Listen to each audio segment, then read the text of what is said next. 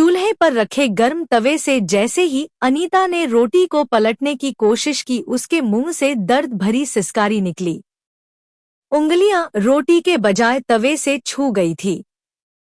अनीता ने जल्दी से उंगलियों को पानी में डुबोकर जलन कम करने की कोशिश की। इतने में तवे पर रोटी भी जल गई। बेबस अनीता ने गुस्से में अपनी लाठी उठाई और चूल्हे को छोड़कर आंगन में बिछी चारपाई पर पसर गई। अनीता की उम्र भी 55 से 56 वर्ष के करीब थी। उसका पति हरपाल एक छोटा किसान था। आर्थिक तंगी ज्यादा होने की वजह से वह परिवार चलाने के लिए मजदूरी भी किया करता था। दुर्भाग्यवश 15 साल पहले मिट्टी से भरी ट्रॉली में दबने से हरपाल की मौत हो गई थी। अब घर की जिम्मेदारी 20 बरस के बेटे प्रकाश पर आ गई। 1.25 एकड़ जमीन और मजदूरी करके मां और 3 बहनों का भरण पोषण किया। तीनों बहनों की शादी करने में वह जमीन भी जाती रही। जिम्मेदारियों को निभाते निभाते प्रकाश कब 34 वर्ष का हो गया पता ही नहीं चला। अनीता ने नाते रिश्तेदारों में प्रकाश के रिश्ते की बात चलाई, मगर उम्र और गरीबी को देखकर सबने कन्नी काट ली। समाज वाले कहने लगे, भाई जमीन तो है नहीं, उम्र भी 35 की होने को है, ऐसे में कौन देगा अपनी बेटी। अनीता को आंखों से दिखना कम हो गया था और हाथ पैर भी कब तक साथ देंगे। अनीता अपनी उंगलियों के पोरों को सहलाते हुए फिर से उठी और लाठी के सहारे चलकर चूल्हे के पास बैठ गई। वह बड़बड़ाई, कमबख्त मौत भी तो नहीं आती, रोज रोज मरने से अच्छा है एक ही दिन मर जाऊं। चूल्हे के पास बिछे पटरे पर बैठकर तवे से जली रोटी हटाई, फिर से रोटियां बनाने लगी। भगवान भी क्यों बुलाएगा, उसने तो सारे दुख मेरी ही किस्मत में लिख दिए हैं। मत बुला। अनीता ने रोटियां बनाकर कपड़े में लपेट कर रख दी। साबुत लाल मिर्च निकाली और नमक पानी डालकर चटनी पीस कर रख दी। फिर खाट पर लेट गई। प्रकाश कंधे पर फावड़ा लिए घर पहुंचा। अनीता अभी किस्मत को कोस ही रही थी कि प्रकाश मुस्कुराकर मां के पास पहुंचा। क्या अम्मा, आज भी भगवान जी से शिकायत कर रही हो? हाँ, कर रही हूं शिकायत। प्रकाश समझ गया। मां की उंगलियों के पोरों में छाले उभर आए थे। देखकर प्रकाश दुखी हो गया, कहने लगा, मां कितनी बार कहा है, रोटियां मैं बना दिया करूंगा, कितना वक्त लगता है।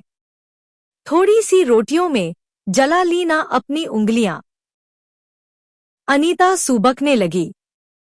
मां को दुखी देख प्रकाश भी रोने लगा। प्रकाश बोला, अम्मा गलती भगवान की नहीं, मैं ही नालायक निकला। कोई मेरे रिश्ते के लिए तैयार नहीं। आज अगर कोई रोटी बनाने वाली होती तो तुम्हें हाथ नहीं जलाने पड़ते। मेरा बुढ़ापा तो तेरे सहारे कट जाएगा। 2-4 साल में मैं मर जाऊंगी, पर तेरा सहारा कौन बनेगा बेटा। प्रकाश ने रोटियां और चटनी की कटोरी उठाई और खाट के पास बैठकर अम्मा को खाना खिलाने लगा। बीच बीच में एक हाथ से अम्मा को पानी भी पिला देता। बेटे के हाथ से रोटियां खाकर अनीता अपना सारा दुख भूल गई और हंसते हुए बोली, मेरे प्रकाश जैसी औलाद तो किस्मत वालों को ही मिलती है। चटनी रोटी खाकर प्रकाश फावड़ा लेकर निकल गया। अनीता ने रोज की तरह अपनी लाठी उठाई और घर से बाहर निकली। कुछ दूरी पर बबूल का बड़ा सा पेड़ था।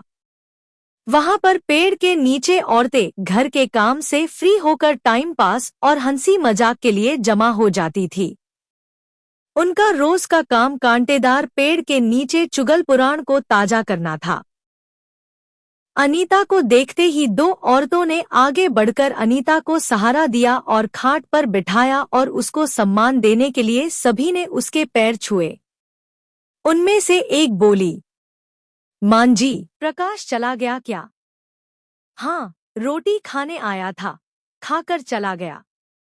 दूसरी बोली, और क्या, कोई होती तो रुकता भी, मांझी के बाहर जाने का इंतजार करता।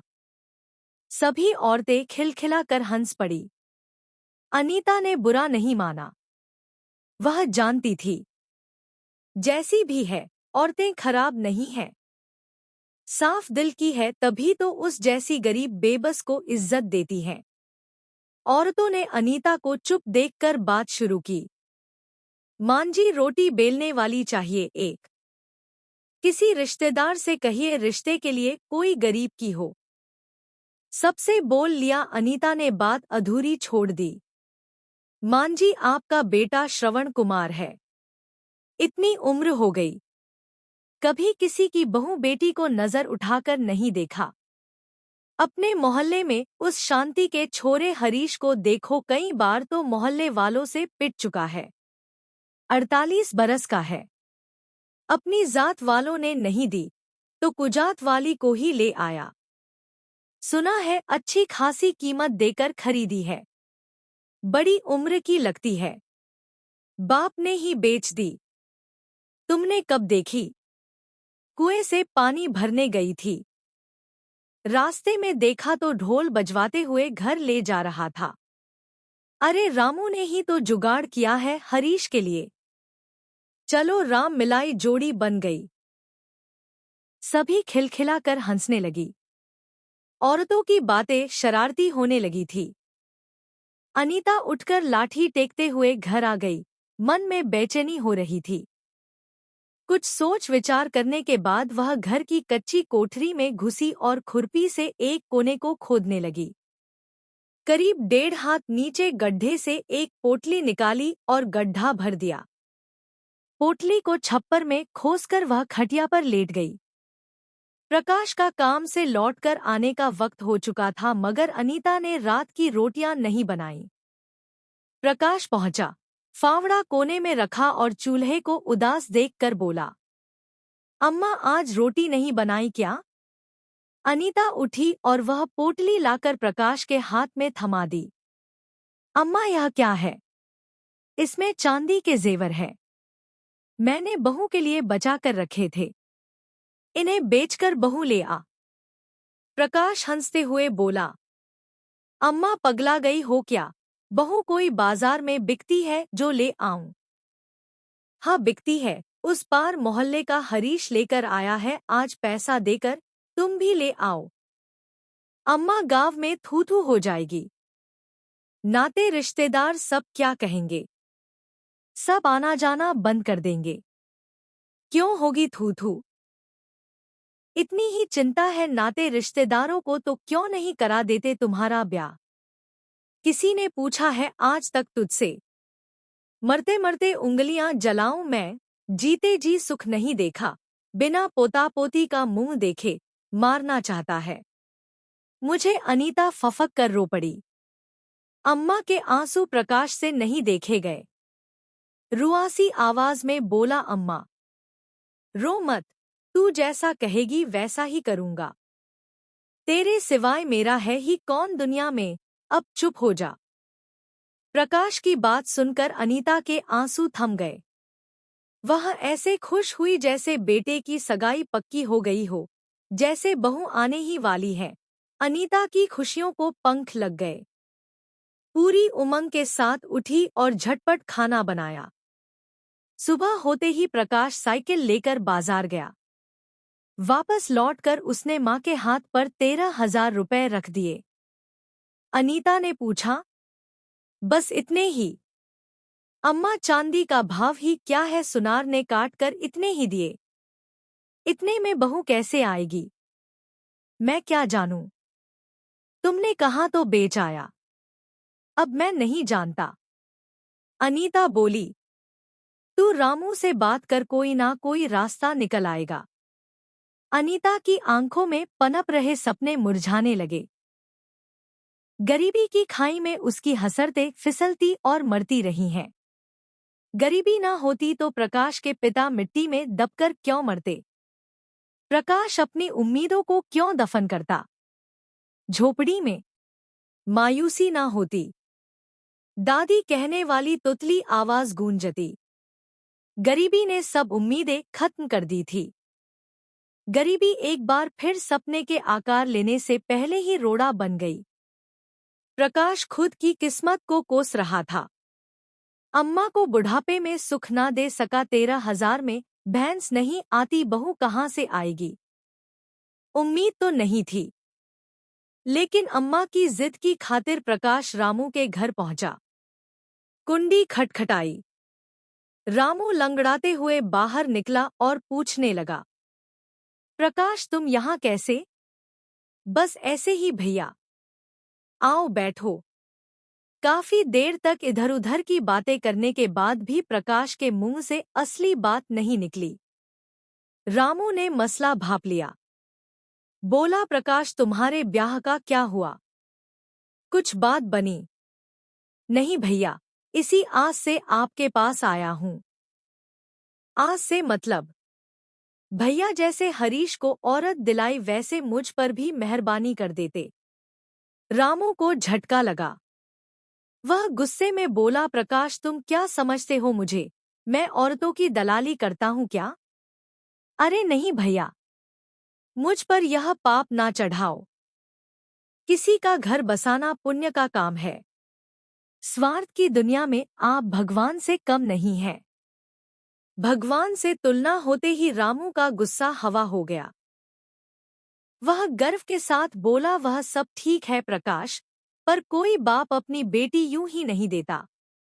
उसकी 10 मजबूरी और बेप्सी होती है, उसके बदले पैसा लेता है।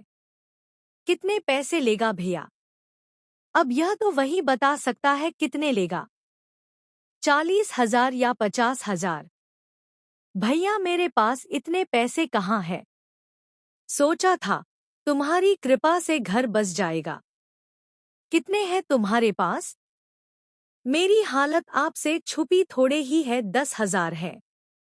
देखो प्रकाश, अम्मा के बुढ़ापे की खातिर मैं किराए विराए का खर्चा छोड़ भी दूं तो भी 25,000 से कम में बात नहीं बनेगी। सोच लो भैया, अम्मा की खुशी की खातिर ही तो बहू चाहिए।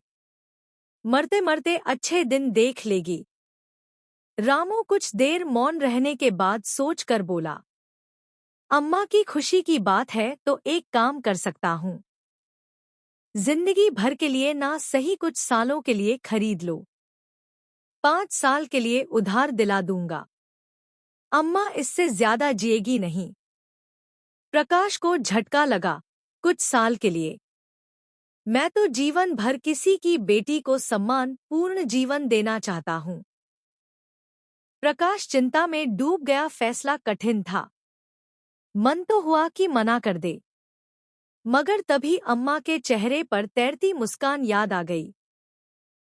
भैया अगर मैं 5 साल बाद पूरा पैसा दे दूं तो फिर तुम्हारी, अगर नहीं दे पाए तो वह रुकेगी नहीं, सोच लो। ठीक है भैया, पर अम्मा को मत बताना कि सिर्फ 5 साल के लिए है, दुखी हो जाएगी। बात पक्की हो गई। दूसरे दिन प्रकाश ने 10,000 रुपए रामू को दिए और रामू वादे के मुताबिक 10 दिन बाद 30 से 32 साल की औरत अपने घर ले आया। खबर पाकर प्रकाश अम्मा के साथ रामू के घर पहुंचा। हाव भाव से मजबूर और सहमी सी नजर आती थी। नाम था रीता। अम्मा तो देखते ही निहाल हो गई। खूब प्यार किया। उसी शाम बढ़िया साड़ी, शॉल, सैंडल और सजने संवरने की चीजों का बॉक्स लेकर दे दिया। प्रकाश दूल्हा बना और गाजे बाजे के साथ रीता को दुल्हन बनाकर अपने घर ले आया। गांव में हल्ला मच गया और थू थू होने लगी। यहाँ तक कि प्रकाश के गांव में बहिष्कार की ही बातें होने लगी। सबने प्रकाश को कोसना शुरू कर दिया। पास पड़ोस के लोगों ने तो रिश्ता खत्म कर लिया। परंतु अम्मा के घर बरसों बाद खुशी आई थी। उसके पैर जमीन पर नहीं पड़ते थे। सबसे बेखबर अम्मा की खुशी का ठिकाना नहीं था। दूसरे ही दिन से रीता ने चौका चूल्हा संभाल लिया। जितना सोचा था रीता उससे भी ज्यादा अच्छी निकली। पानी भरकर लाती, कपड़े धोती और यहाँ तक कि सोने से पहले अम्मा के पैर दबाती। रीता ने पूरे घर को बहुत अच्छे से व्यवस्थित कर दिया। रीता के आने से घर स्वर्ग बन गया था। कुल मिलाकर हर तरीके से रीता सुशील धर्मपत्नी साबित हुई। वक्त पंख लगाकर उड़ने लगा। 1.5 वर्ष बाद रीता ने बेटे को जन्म दिया। प्रकाश की सुनी जिंदगी में बहार आ गई और अम्मा को खिलौना मिल गया था। अब तो अम्मा की रंगत ही बदल गई। दिन भर पोते के साथ खेलती और हंसते हुए कहती, अब तो इसका ब्याह देखकर ही मरूंगी। दुखों के सागर में सुखों का टापू मिल गया। प्रकाश मजदूरी से फुर्सत मिलते ही घर पहुंचता। रीता कंधे से फावड़ा लेकर रख देती, पानी देती, प्यार से खाना खिलाती।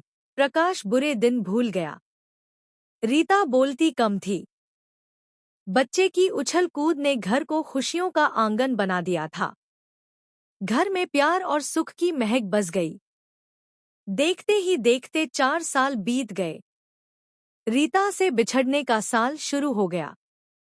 प्रकाश उदास रहने लगा। खूब मेहनत करने के बाद भी वह चंद हजार रुपए नहीं जुटा सका। एक एक दिन बीत रहा था। मजदूरी से जो मिलता वह 4 सदस्यों का पेट पालने में ही खत्म हो जाता था। जैसे जैसे वक्त बीत रहा था, प्रकाश की बेचैनी भी बढ़ रही थी। गांव भर में काम तलाश करता रहता। जी तोड़ मेहनत करने के कारण सूखकर कांटा हो गया। शरीर जवाब दे रहा था। बीमार हुआ, मगर काम पर जाता रहा। 10 महीने बीत गए। 2 महीने ही बचे थे। एक दिन अचानक आकर रामू सामने खड़ा हो गया और धमकी भरे अंदाज में बोला, प्रकाश, 2 महीने बचे हैं, पैसे देते हो या? प्रकाश ने फावड़ा तान दिया और गुस्से में बिफर कर बोला, खबरदार, जो ऐसी बात की। रीता मेरी जिंदगी है, मेरी सांस है, कोई अलग नहीं कर सकता। आइंदा ऐसी बात ना करना। रामू तो घुटा हुआ शातिर था। वह कमजोर की नब्ज दबाना जानता था। गुस्से से बोला, प्रकाश, औकात में रहना। तुम जैसे 4 पति खड़े हो जाएंगे रीता के, उसका पिता और पूरी बेड़ियों की बिरादरी हंगामा कर देगी। जेल हो जाएगी। तुम्हें बीबी के चक्कर में अपने बेटे को भी खो दोगे। अम्मा जीते जी मर जाएगी। प्रकाश उल्टे पांव घर की ओर लौटा और रुपयों का बक्सा खोलकर रुपए गिने तो बहुत कम थे। रामू अब 30,000 मांगने लगा था। प्रकाश फूट फूट कर रोने लगा। आवाज सुनकर अम्मा और रीता दौड़ी आई। पूछने लगी, क्या हुआ प्रकाश? प्रकाश रोए जा रहा था। रीता एक तरफ खड़ी सब देख रही थी, हमेशा की तरह खामोश, चिंतित और सहमी हुई। रीता ने प्रकाश के चेहरे पर उभरे हुए दर्द को महसूस कर लिया। प्रकाश ने रीता की भीगी हुई आंखों को देखा। अम्मा माजरा समझ ना पाई। दुख और बेचैनी में सुबह से शाम हो गई। उम्मीद की कोई किरण नजर नहीं आई। प्रकाश रोते रोते सो गया। अचानक आधी रात में सोते सोते प्रकाश चीखने लगा, रुक जाओ, मेरी रीता को मत लेकर जाओ, मैं इसके बिना जिंदा नहीं रह सकता। हड़बड़ाकर रीता उठी।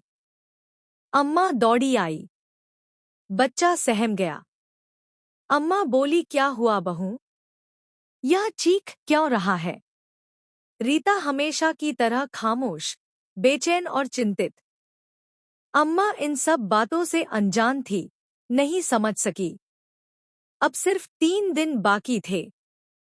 प्रकाश ने किस्मत के आगे हार मान ली। उसकी हालत पागलों जैसी हो गई। बस एकटक अपनी रीता को घूरता रहता। रीता प्रकाश से नजरें चुराकर खुद को व्यस्त रखती। बिछड़ने की बेला आ पहुंची। आज आखिरी शाम थी। प्रकाश ने 3 दिन से मुंह में निवाला तक नहीं लिया था।